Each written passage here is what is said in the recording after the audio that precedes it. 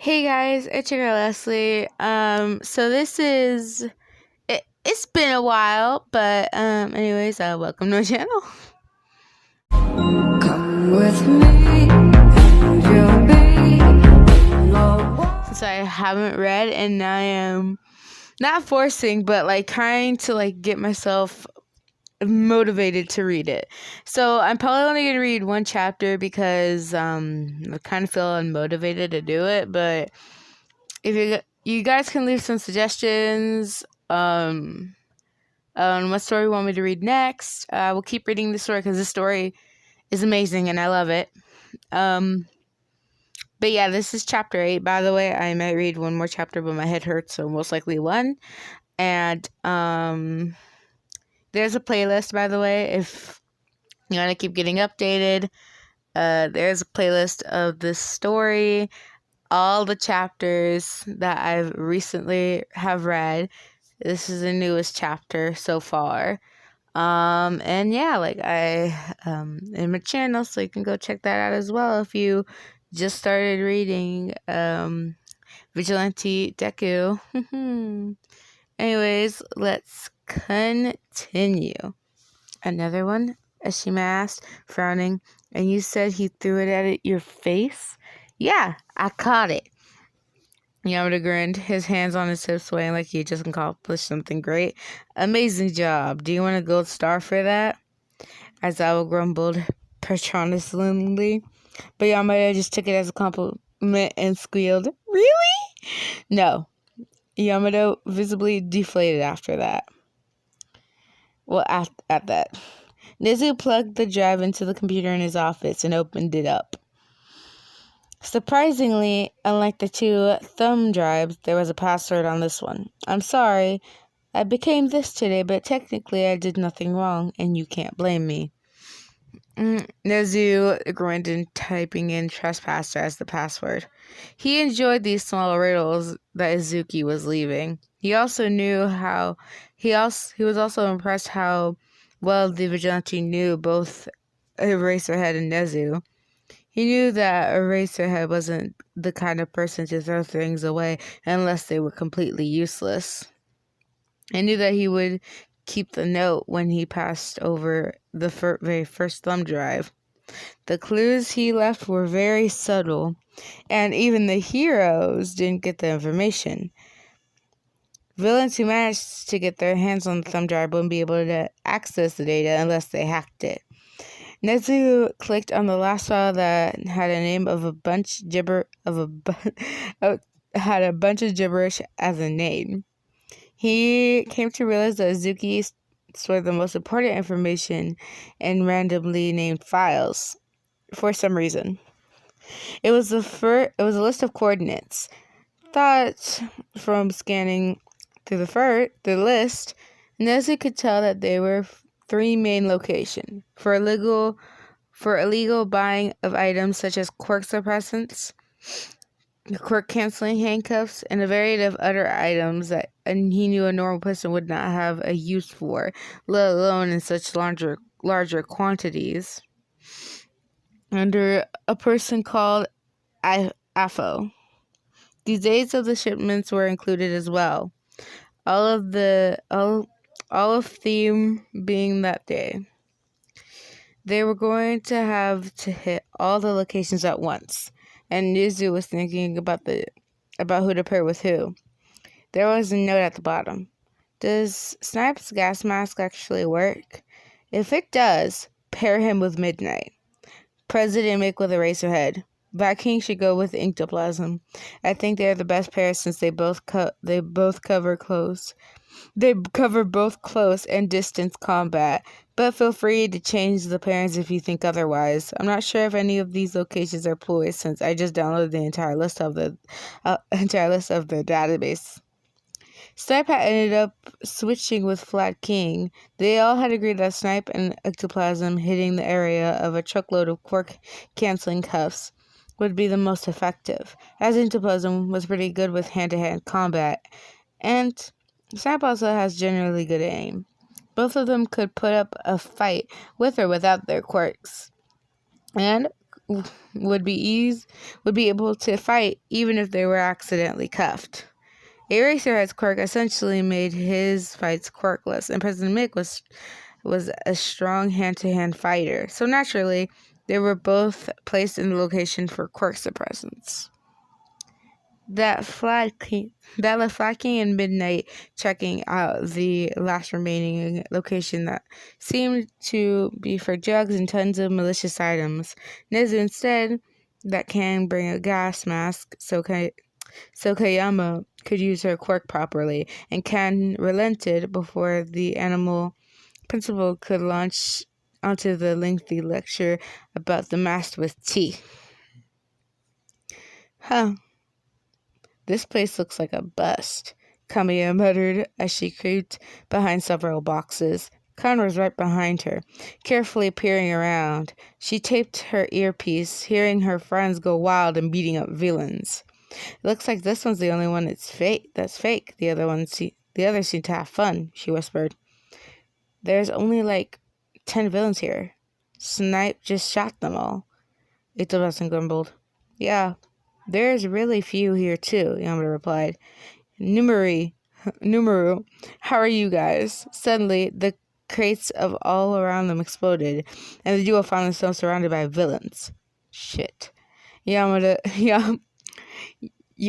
Kayama cursed as she was forced back to back with Ken. She whipped her whip in hand. I know why, he asked if Snipe's gas mask worked. She hissed to herself. She couldn't use her quirk unless she couldn't use her quirk unless she wanted Khan to also pass out.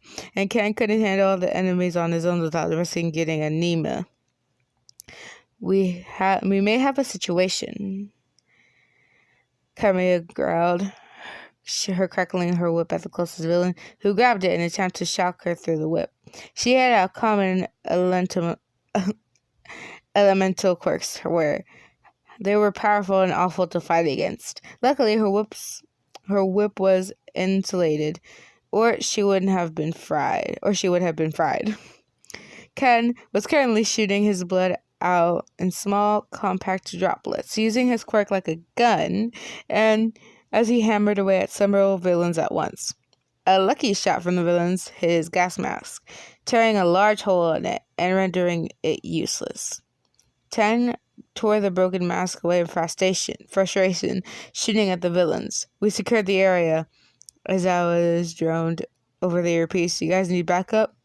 I think so. Vlad King hissed, dodging a kick and delivering a punch across the villain's face.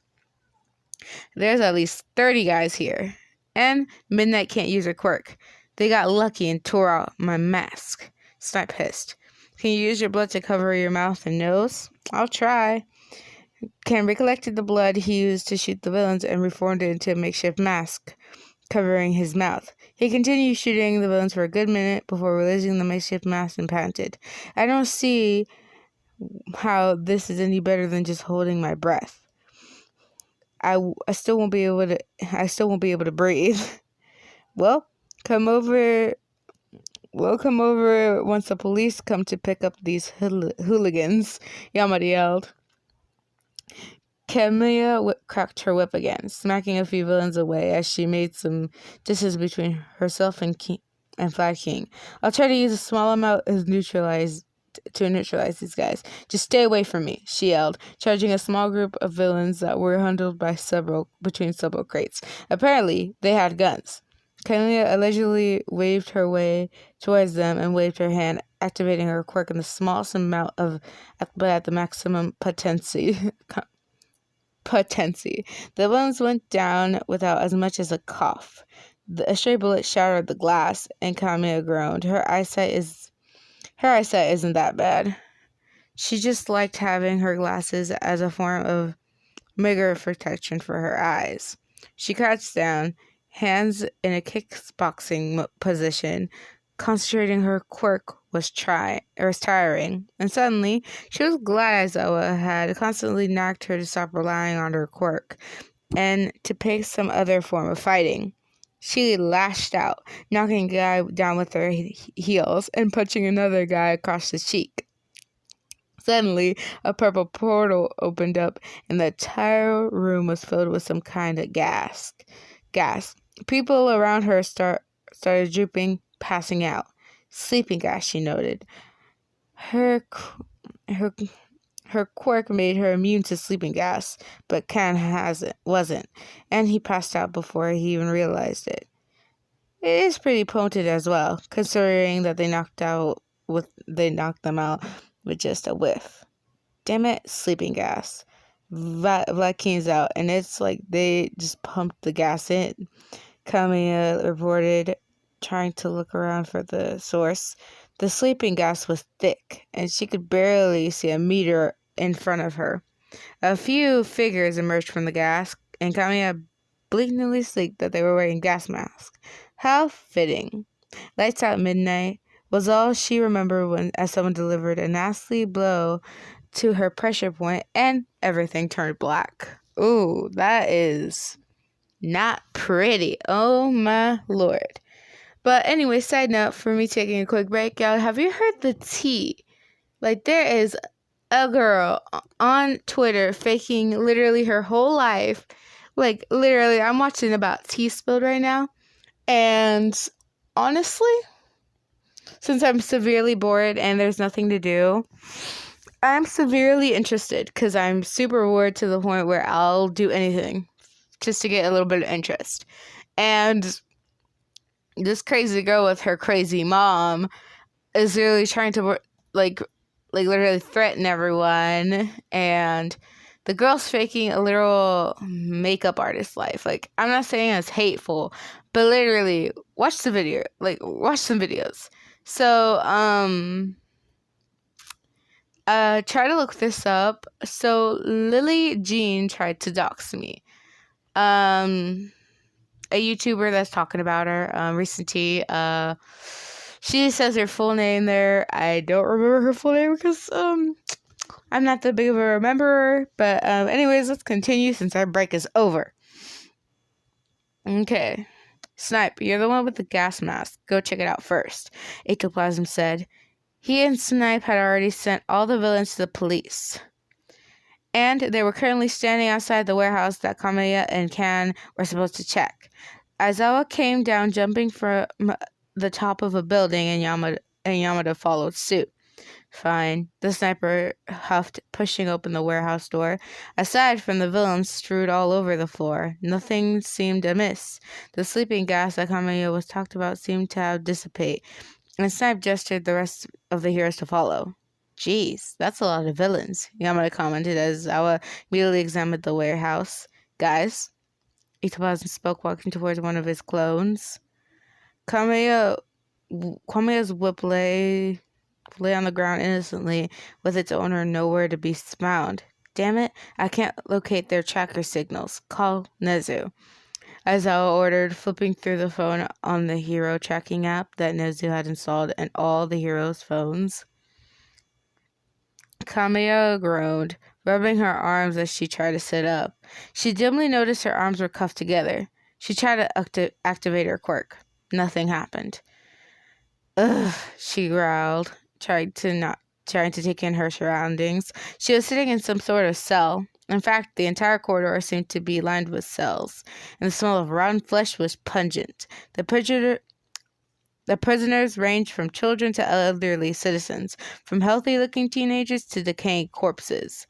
Kamiya wanted to puke. Who left corpses laying around like that to rot? Where are we? No idea. Kamiya turned just to realizing she was sharing a cell with Khan. I've been awake for about an hour. They hit you pretty hard, didn't they, Midnight? Yep, she admitted, cracking her neck to loosen it up. Her muscles were stiff from lying in that uncomfortable position. The sound of footsteps gradually became louder, and Khan and Kamiya froze, becoming deathly silent as the conversation started. You said we got Vlad King and Midnight? Yeah. The quirks aren't what we need, according to the boss. Probably going to use them to lure in some Eraserhead dude, or that loud hero that yells on the radio. Or maybe ransom. I don't know. Shota and Zatashi, Kameo noted. Both of them had versatile quirks that could be used in almost all solutions.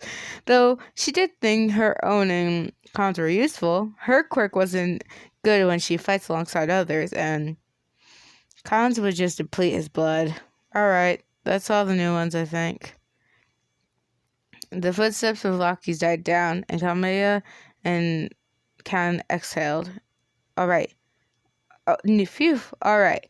Do we have a plan? Quirk suppressing cuffs and the door electric. The door is electric, Khan said.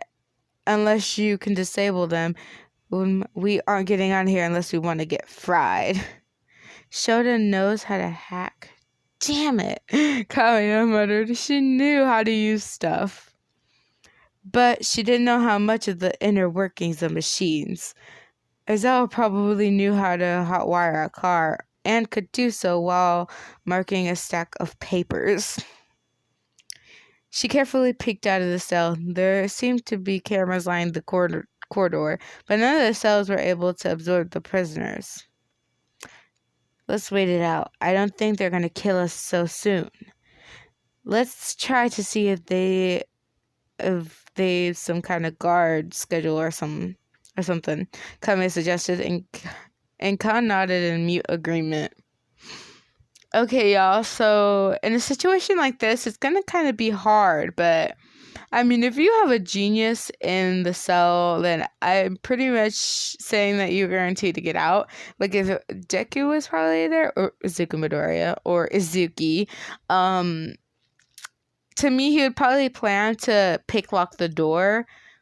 Or, no, that wouldn't be smart, because it is an electric door, so he'd probably pick out their, the handcuffs first, and then grab something that doesn't electrocute him, or get something, or like a robot to replace him, or something like that, to do the door for him, and not electrocute him. Like something that can pick lock things, at the same time can't pass electricity through it, and then zap someone. You know what I mean? Like, I feel like you would use one of those things, or something like that. Continuing. It had been a month since the Blood Hero and the only 18-plus hero disappeared. Students were having a break before the new school year, so the remaining heroes in UA spent the remainder of their time searching for their missing colleagues. Why is it so hard to find a bunch of these villains? Aizawa sighed, rubbing his eyes. He hadn't slept for the past few days, and his eyes were red and puffy. He popped open his bottle of eye drops, accidentally missing one of his eyes, and he had to wipe the saline liquid off his face. Sleep, Yamada grumbled as he downed a ridiculously sweet latte after he had dumped about 10 packs of sugar in it. Wearing yourself out before we find them wouldn't help anyone. Says you. You're gonna drop dead from diabetes. Aizawa retorted. Opening his flask and drinking his black coffee. You haven't slept since 2 days ago. Now, let's stop arguing. Nezu still had the sickly sweet smile on his face and seemed like he had been the only one who has managed to get any sleep. Snipe had started patrolling outside of his regular hours, sleeping 6 hours a day before leaving his house and patrolling. Ichabod always did the same, using his clothes to patrol a few places at the same time, but all they knew was Nezu was also looping sleep over their missing heroes, but had to rest to use his brain in order to figure it out. The news of the missing heroes hasn't gone out yet, and the UA teachers didn't really want this to be known all over the world.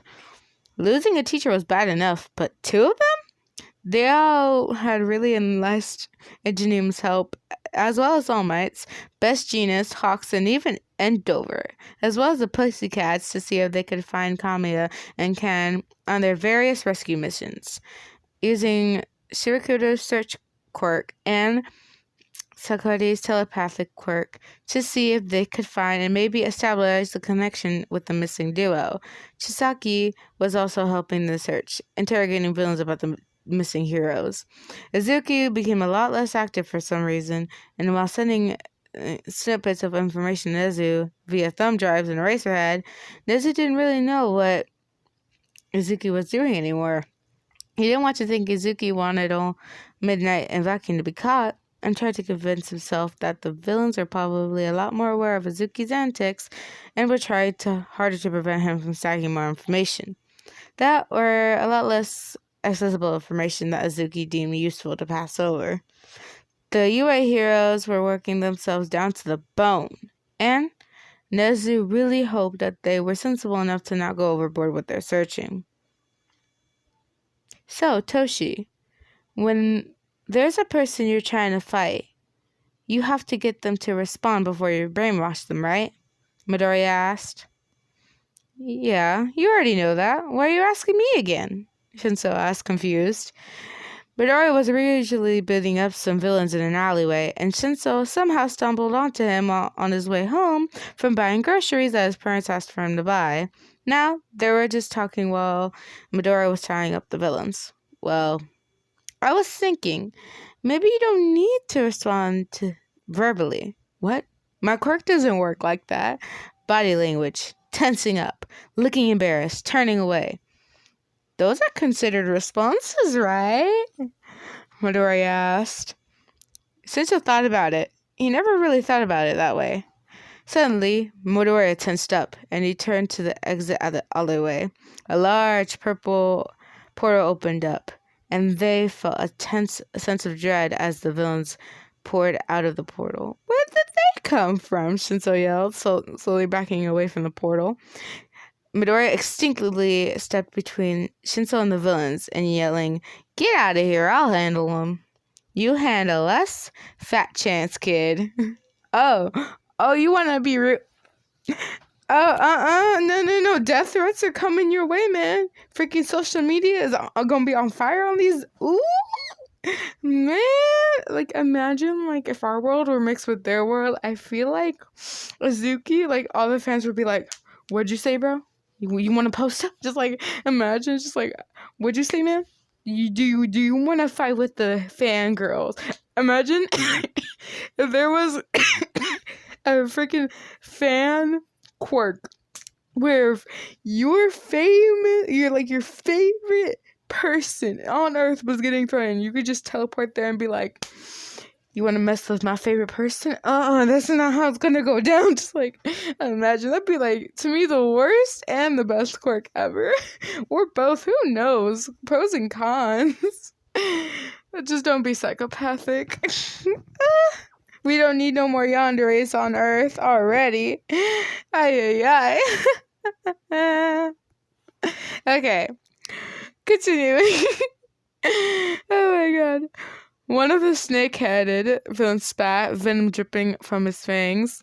Have you ever heard of a cup? The venom landed on the ground, the purple liquid staining the ground. "That's the one! The information stealer!" Another one with the horns yelled. "Boss wants him alive, but he didn't say how alive," he snarled. Shinso clenched his fist and turned towards the villains. "You can't fight all of them. There's too many of them." "Both of us won't be able to handle him," Midoriya growled, jumping as someone shot a bullet right at him. He grabbed Shinso's hand and jerked him in the direction of the further alleyway exit. "Get back here," a man yelled. His arm stretching out to grab the two fleeing teenagers. He latched onto Shinso, but Midoriya just stabbed his hands with the knife and released the purple-haired teen, howling in pain. "Just go. I'll cover you," Midoriya yelled. "This is sad. Don't make me cry." Jumping at the rubber quirk user tried to hit him. A few more villains caught up to them, but a few well-placed kicks had them bashing into the wall. Both of them had almost made it out to the exit when suddenly a man dropped down on top of him. Midoriya shoved Shinso aside before the man landed on him, taking the blow and unconsciously kicked onto the ground. Midoriya hissed in pain as the man shoved a neck into his shoulder, barely scraping against his bone as he struggled to get the man off his back. The two stepped harshly on his other arm. A loud cracking was heard. Midoriya mostly relied on dodging his speed. Well, it was pretty strong, but he couldn't really do much with 200 arms. Toshi, go! Midoriya, as the villains caught up to him, his head was brutally shoved onto the ground. Oh my god, this is making me so sad. It just wants me like to grab a knife and just like shove it in their heads. Like, I swear. Oh my god, this makes me so sad. Like, ooh, like I'd be a little bit more brutal than what Izuki is doing. Like, I'd probably like be like, honestly, there was this thing. Wait, I'm gonna just tell you guys a story time right time so we can like calm down. So there was this TikTok, and basically it was like mostly talks about like their urban legends or something like that. But this is a true story, and I actually looked it up. Please look it up for me, guys. But it was about this man. I don't know his name, but basically he was killed, and basically there was a thumb drive like shoved in his chest, and then they carved, like literally the person or whatever carved in his chest and basically said, I believe, not quote unquote, but I'll try, whoever hurts, like something about like who they are, and whoever hurts the innocents, we silence them or something. And then came to find out that the guy was a child molester and all that stuff. It was really creepy, but you know what? We silenced them, you know. I personally liked what they did. But it was a little bit crazy, but you know, whatever. Awesome. I mean, we need less horrible people in the world, honestly. But yeah, it's crazy. It's very, very crazy. But yeah. That's the shortest story I have for now. Let's not try to cry. I know people are gonna be like, continue the story, but I kind of like can't, because like I can understand like half of the people watching this is gonna be kind of sad, you know, because like Zuko Midoriya, you know. And you know what? Like, I've heard like some people that they don't like Midoriya at all, and he doesn't deserve to be like the main character. I'm like, that I respect your opinion, but bullshit, he does not deserve. He deserves everything on humane Earth. Like, how dare you be rude to Izuku Midoriya? The Izuku Midoriya. Like, I was angry, you know, because I was like, why would you say that? Like, why? But yeah, it's weird. I got really mad, but I didn't comment anything, and someone commented and made a fucking long essay, and I read it, the whole thing, and I absolutely loved that they defended Izuku. They respected their opinion, but at the same time, you can't just go all out, you know. I think he called, he also, like, the guy in the comment that said Izuku that didn't deserve to be the main character also said that he was a word that basically means, like, a person that does nothing but yet gets all the praise for it. Total lies. Total lies. Except, like, respects his opinion, he don't like Deku. But you don't have to go out and call him a certain word. That means I don't remember the word. That's why I'm saying a certain word. I just don't remember. Okay? So, we're going to go ahead and keep reading, or I might skip. And don't worry, there's a link in the description so you guys can read it on your own if you would like to. Don't worry, I'm not crying. You are. Okay, let's see. Well, this poison will kill you, but it will hurt a lot. He hissed as Midoriya struggling slowly weakened. With a sudden boost of strength, Midoriya grabbed the man's leg, and he lost his balance and he fell, hitting the wall. He shakily got up, just as the rubber man shot his arm towards Midoriya, nailing him in the gut. His wound from the entrance exam wasn't completely healed, and Midoriya hissed as he felt the old stab wound would reopen. The next punch knocked the breath out of him, and he fell to the ground wheezing. Just go, Toshi. Go find help. If you can't find Eraserhead, Midoriya yelled as the horn guy picked him up by the neck, squeezing it tightly. By now, his mask was knocked out his face and dangled around his neck. Midoriya attempted to kick him, but the other villains seemed to have super strength, grabbed him by the leg, snapping it. Oh my god, I haven't read this chapter too well. Oh my god, no wonder. So we're just gonna skip that before I make everyone else cry. But Midoriya isn't passed out yet. And Shinso ran out of the alleyway. Midoriya gave a small grin, seeing as Shinso finally was trying to get away, but that angered the villains instead. "Don't mock us, kid!" Another villain yelled, punching him in the guts. Midoriya figured out he should buy Shinso's time to escape and grinning even wider. This earned him another kick to his chest, and he wheezed, trying to breathe while the horned villain was strangling him. Shinso finally reached the end of the alleyway, running to the main street. Midoriya finally allowed him to drift off unconsciously. Oh my lord. Y'all ain't crying? Oh my lord, that was so hard to go through that chapter and not cry. Oh my god. I probably cried multiple times over this story because it gets much sadder. At the same time, good. The story generally is good, but it gets really sad. At some points, not all. They're relatively good, but it gets really sad most of the time, and it breaks your heart, and you're like, wow, this is a reality. Honestly, Izuku deserves so much better, honestly, from the story. Honestly, he deserves the world. But, it teaches you to be wiser. And, y'all, I gotta say this right now. Please send love to this freaking author, because this author probably deserves the whole world. Honestly, I love the freaking stories. It's a great quality to me. I'm probably over exaggerating, but it's probably amazing quality. Honestly, I love it. But anyways, continuing this chapter 8, that's super duper long. Oh my god. Anyways, continuing. Is the Razorhead here? Shinso panted, wheezing as he tried to calm his beating heart. Shinso knew who he was. Eraserhead? Who's that? The police officer sitting at the desk looking at him confused. Who are you and why are you here? Shinso Toshi. There were villains? Izuki. Shinso gasped for breath again, but apparently that was all the officer needed for him to nod. Hold on, kid. I'll connect you to the boss. Aizawa and Chisasi were talking in the police department's office when suddenly the phone on the detective's desk rang. Hello? Chisaki asked as Aizawa slumped in the chair, clearly exhausted. There was some mumbling over the phone, and the detective replied with, "Oh, right, thank you. New info?" The hero asked Charlie as Chisaki put a quote. Yeah, a kid.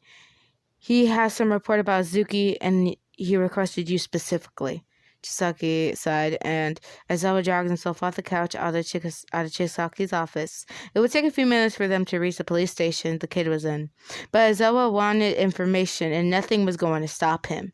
Nezu also wanted to know the new information about the Vigelante, so he texted the principal. He immediately got a reply for him to wait for him at the police office. Sir, this is Shinso Hitachi, the police officer said as Chisaki and Aizawa entered the door. Upon inspection, Shinso was red, and his eyes were red, probably from crying. The team had glanced up as they answered the door, and Aizawa recognized him as the one he tried to save the gravity quirk girl. All right, we'll take it from here, Chisaki said, walking towards Shinso. I'm Detective Chisaki, and this is Razorhead. I'm surprised you know about him. Shinso recognized Chisaki, named Chisaki. Sorry, guys, I'm trying to read as quick as possible because I want to know this. Midoriya mentioned he had some truth quirk, so he was going to have to watch what he said. Izuki requested for him specifically.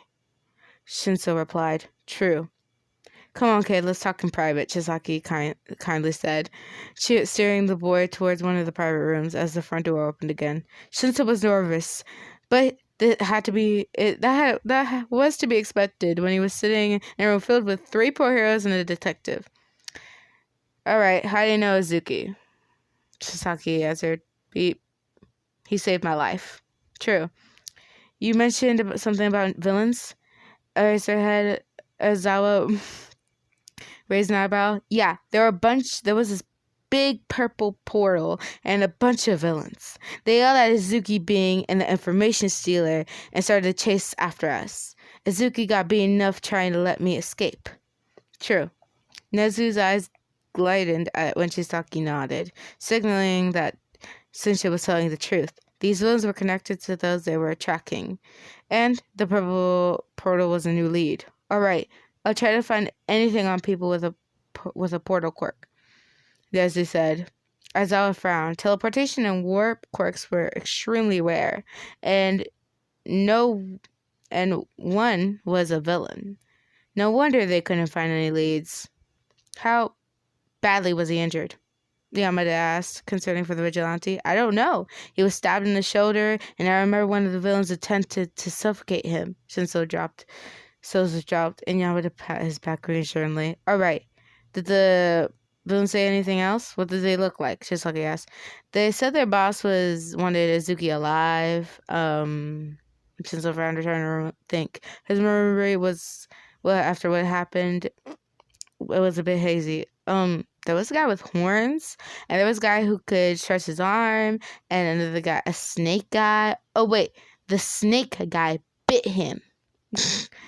Nezu's grandson dropped slightly. He remembered the file on the snake villain. His venom wouldn't kill, but it was extremely painful.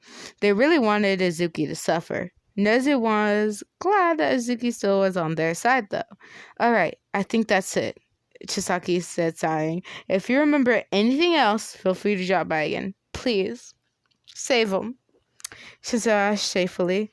Midori was his friend, and he wanted to be there for him. Oh my god, this is so... And I talked about tea time? Oh my lord. Okay.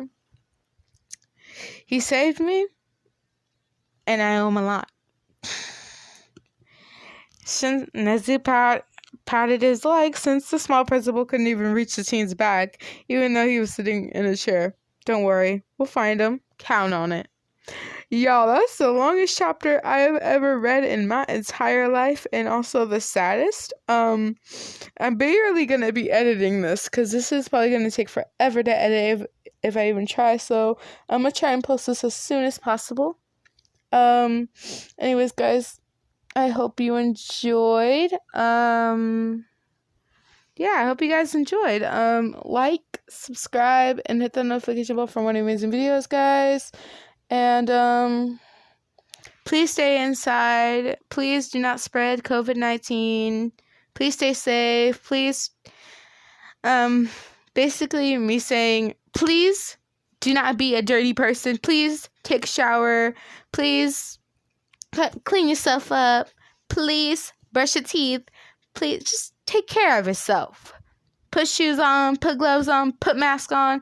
Just protect yourself. And also, please stay clean. Don't do anything stupid. Please do not get the COVID-19, y'all. Try your best. Because I know y'all trying to stay safe out there. And I know those Karens are still trying to steal all the freaking toilet paper.